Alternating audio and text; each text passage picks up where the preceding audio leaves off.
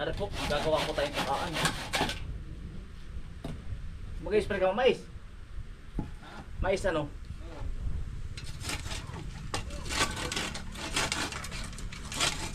Si Utol daw po. Alas 5 na Utol ah.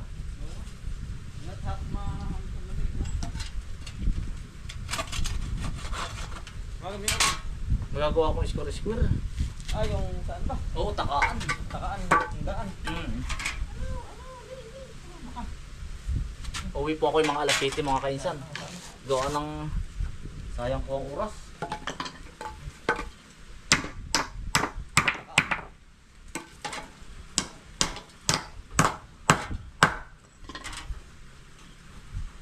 Yan, dalawa na mga kainsan.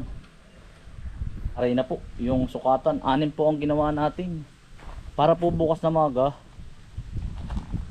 mahuhukas na natin. Kailangan bago po mag-dilim ay naipatsi ko na rin. Ang magiging diskarte pala nito mga kainsan, ay mali pala ang laktaw kong gana rin. Dapat pala idigkit na gayon. Oh, akin bang tinansya? Dapat ay digkit. Tapos pag tinanggal natin yung kahoy, may space na ganito ka pag-itan. Na ito naman lalagyan natin ng graba. Ano?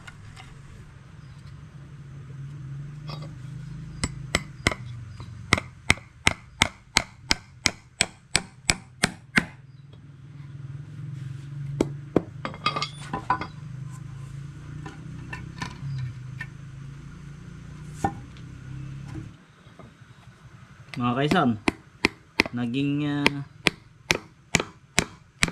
karpinterohan tayo ngayon.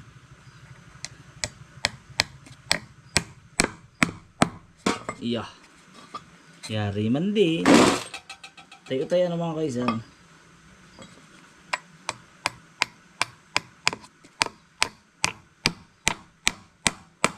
Mga kaisan, tapos na po nating bukas na maga natin bubuhusan.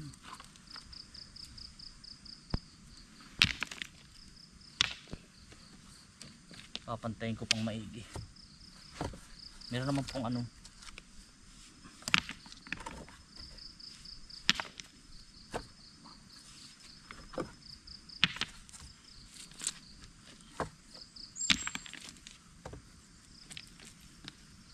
ginaya ko lang po rin sa Pinterest. Ewan, magandang kalalabas na rin.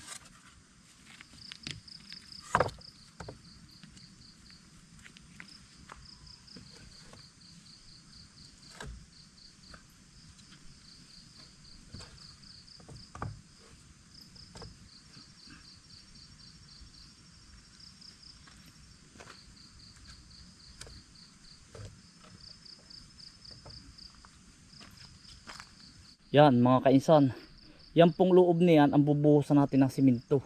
Ngayon na challenge ako dito kasi bingkong, hindi man siya bingkong, medyo pahiras. Ay yung ginagayahan ko sa Pinterest ay ganyan. Ngayon bukas pupuliduhin ko pa po yung maga at hindi ko na po kita, kailangan aagapan ko na lang po bukas. Gandang umaga mga kaisan, mamaya na ako pupunta dun sa pagtatanim ng kamote.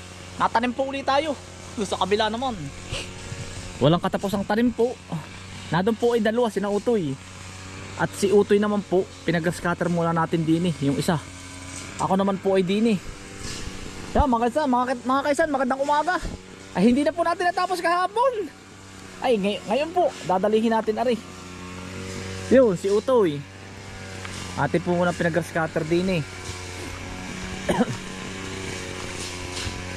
para po malawak ang parang.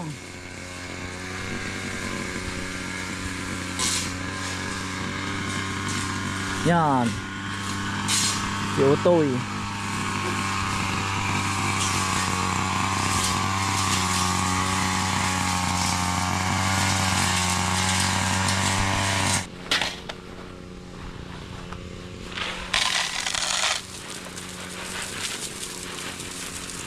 Mga kaisan, pinantay ko muna.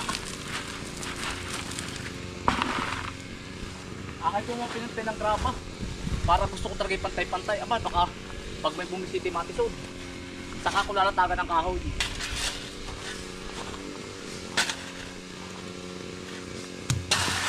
Papantay. Ay, pag may bisita, may customer kang natisod ay at tula, hindi na babalik yun. Nako, madadala. Kailangan ay pantay. Pantay na pantay. May oras na matisod. Oh.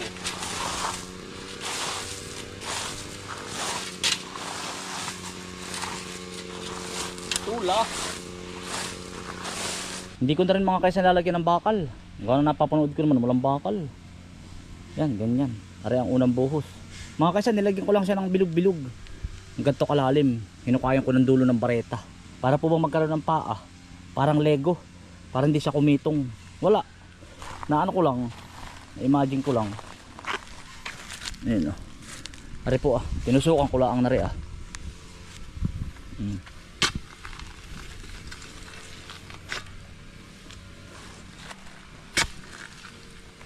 Tara.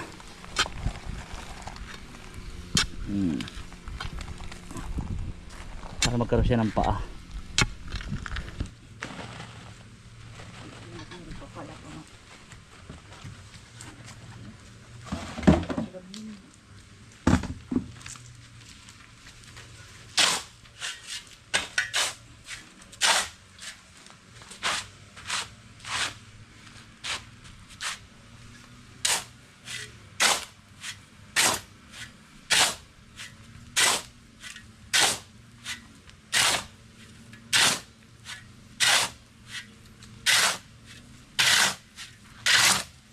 Sisimintuhan na natin mga kainsan. Yari na, pantay na.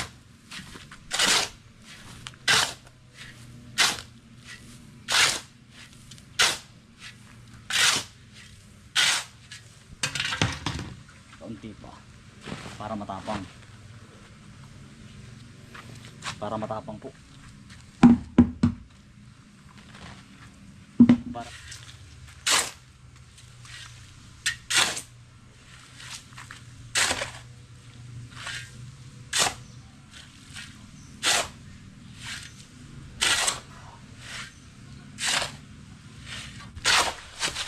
yari mga kaisan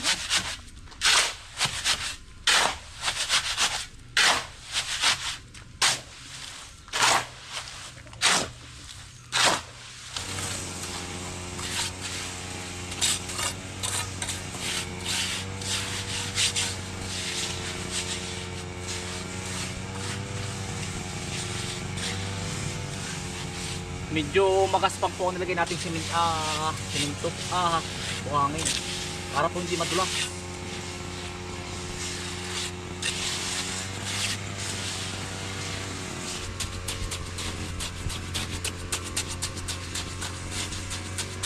Mga kaisan, yari na. Pero ako po ay magpupokus na dito. Yung ibang kaya kong gawin, ako na. Pero tuloy po rin ang tanim natin ng kamuti. Oo. Kahit po kayo araw-araw din ito tayo.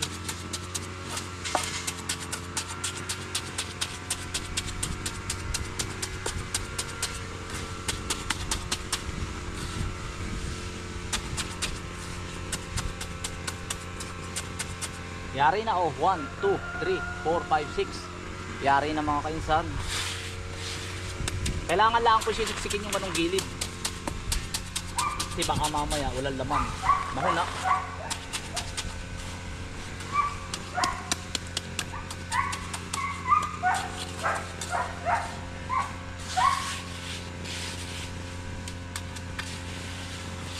Ako na rin na po magla-landscape, utay-utay. Gawa ng ako po yung nagpa-estimate ng landscape nito lahat, ang mahal po. Para po makakabuo ka na ng isang kubo, pinihingi po sa akin ay 250. Pero kanila lahat ang gamit. Eh sabi ko, uutay-utayin ko na. Pero mahirap naman talaga mag-landscape. Kaya yan, saludo po sa lahat na magka-landscape. Pero hindi ko pa po kaya yung ganun. Pag po ganun kalaki ay gagawa ko na lang ng isang kubo. Hindi ko pa po kaya yung ganung kalaking budget. Kumbagay ako na po. Bibili na lang ako ng mga batong puti.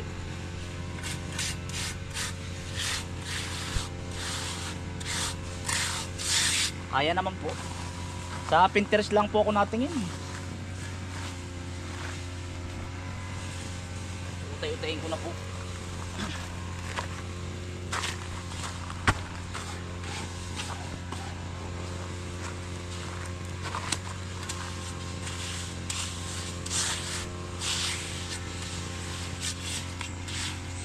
Mahirap po mag-landscape ay.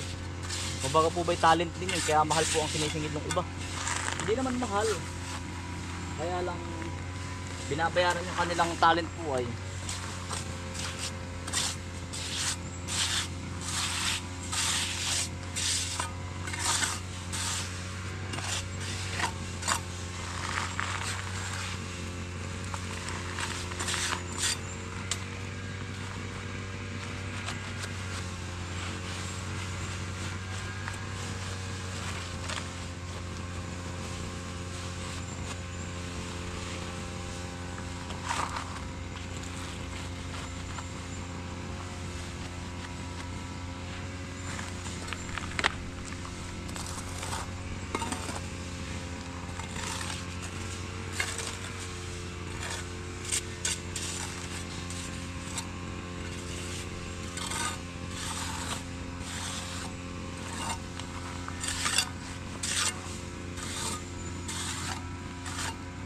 Yeah. Para ka na rin nagpa-landscape pa ng mga kainsan. Uti-uti. Yeah. Maya-maya pag natuyo. Ari naman kabaak. Patutuyuin ko lang po. Kaya lang hindi nakainit ng maganda.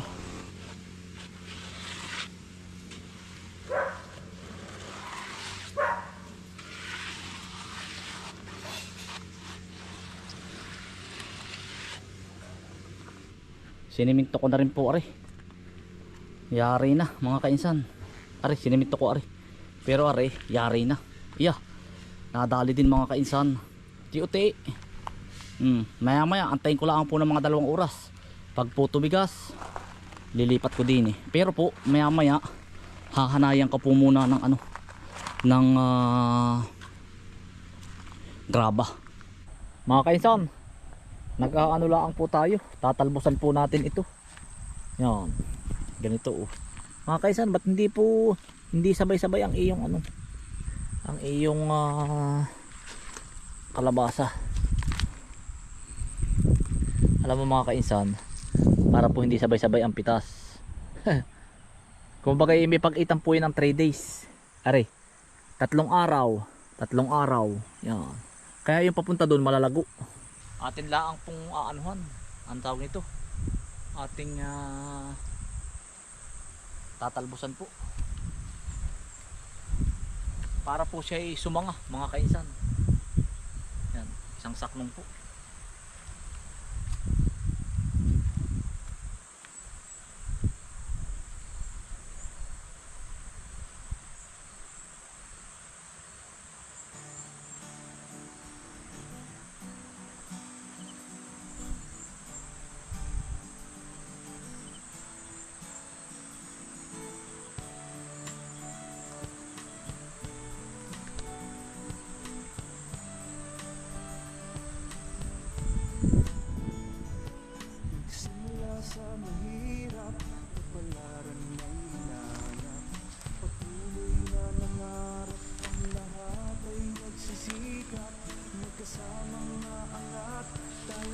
Kaisan, yari na. Ang hindi lang po natatalbusan, yung nasa bundok at saka yung huling tanim sa labak. Yari na po ito. Para po dumami ang sanga, mga kainsan. Yun. Sarap po na rin ginisa. Pauwi na po tayo. Gabi na, dilim na naman ay. Ang bilis pong dumilim. Mga kainsan, sa mga bibisita nga po pala sa bahay, wala po ako ng Sabado, Linggo at saka po Lunes, Martes po balik ko. Uuwi po muna ako sa kapatid ko. Bibisitahin ko po muna si Nakaparnbin. At hindi ko pa po pati napaparapaskuhan yung mga bata. At namimiss ko rin po yung aking kapatid, Tagkawayan, Quezon po. Yan mga kainsan, maraming salamat po sa inyong pagsama. Ingat po lagi, stay humble and God bless. Peace, bye. Salamat po. Yan ang bilis naman gumabi mga kainsan. Aba, yan ang bilis dumilim.